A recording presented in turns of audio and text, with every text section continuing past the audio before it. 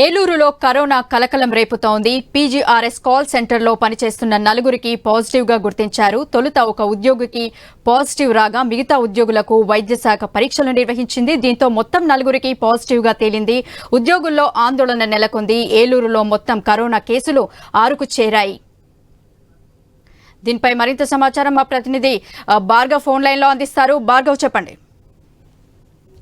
గీత, అటు దాదాపు 4 ఏళ్ల తర్వాత మరోసారి కూడా ఏపీలో కరోనా విజృంభిస్తున్నటువంటి ఆందోళన అయితే ప్రస్తుతం ప్రజల్లో అయితే కనిపిస్తోంది. ఎందుకంటే ఇప్పటికే అటు ఏలూరులో ఇప్పటికే ఈ రోజుతో 6 పాజిటివ్ కేసుల వరకు కూడా సంఖ్య చేరుకుంది. అయితే ఇది అధికారికంగా టెస్టులు చేయించుకున్న వారి సంఖ్య అయితే, అనధికారికంగా టెస్టులకు దూరంగా ఉన్నటువంటి వారి సంఖ్య ఇంకా ఎక్కువగానే ఉంటుందనేది కూడా ఈ రోజు ప్రజల్లో సైతం భయాందోళన మొదలుపెట్టినటువంటి పరిస్థితి కూడా ఉంది. ఏలూరులో కలెక్టరేట్ లో పీజీఆర్ఎస్ విభాగంలో పనిచేసినటువంటి ఒక యువకుడికి తొలుత పాజిటివ్ కేసు అనేది కూడా నిర్ధారణ అయింది. అతను తన తండ్రితో పాటు ఆసుపత్రికి వెళ్ళగా టెస్ట్ చేయించుకున్న నేపథ్యంలో తండ్రికి నెగిటివ్ వచ్చినప్పటికీ కూడా ఆయనకు పాజిటివ్ వచ్చిన సందర్భం ఉంది. అయితే అతను పనిచేస్తున్నటువంటి పీజీఆర్ఎస్ విభాగంతో పాటు కలెక్టరేట్ లోని అన్ని శాఖల విభాగాల ఉద్యోగులకు, అధికారులకు కూడా ఈ నేపథ్యంలోనే కోవిడ్ టెస్టులు నిర్వహించారు.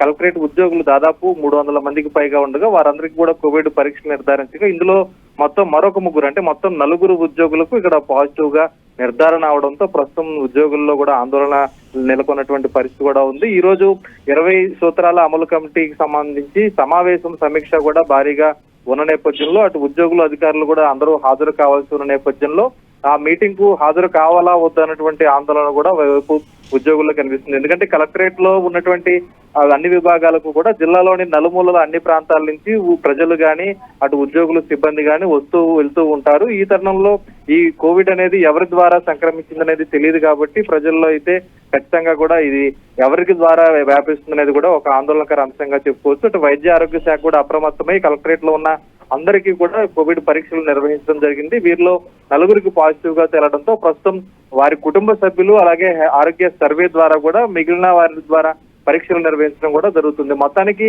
ఇటీవలే శాంతినగర్ లో 2కి కోవిడ్ పరీక్షలు నిర్ధారించిన నేపథ్యంలో పాజిటివ్ నిర్ధారణ కాగా మొత్తం 6గురికి అయితే ఏలూరు నగరంలో కోవిడ్ పాజిటివ్ కేసుల సంఖ్య చేరింది. అయితే కోవిడ్ టెస్టులకు సంబంధించి మాత్రం కేవలం జిల్లా కేంద్రాల్లో మాత్రమే ప్రస్తుతం అందుబాటులో ఉండడంతో మరి మిగిలినటువంటి నియోజకవర్గాల్లో, గ్రామీణ ప్రాంతాల్లో పరిస్థితి ఏంటి అనేది కూడా ఈ రోజు మనం ఆందోళనకర అంశంగా కూడా చెప్పుకోవచ్చు. ఎందుకంటే కోవిడ్ పరీక్షలు అందుబాటులో ఉన్న చోట మాత్రమే లక్షణాలు వచ్చిన వారు పరీక్షలు చేయించుకుంటున్నారు.